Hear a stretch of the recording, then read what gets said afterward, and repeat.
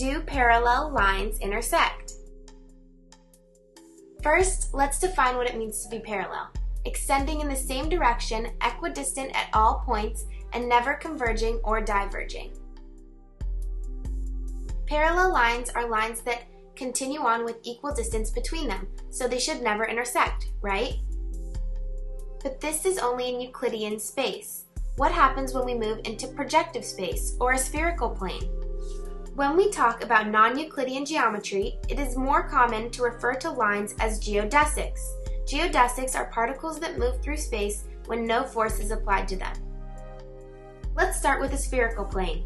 On a sphere, all geodesics are great circles, so they create an equator on the sphere, dividing it into two equal pieces.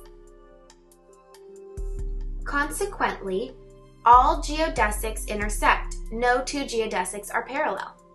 Now let's move on to a projective plane. Think of this plane as what you would see in a real perspective. A great example of how parallel lines work in this space is train tracks. If you stood at one end of parallel train tracks, they would appear to intersect somewhere in the distance. Well, on a projective plane, parallel lines intersect at infinity.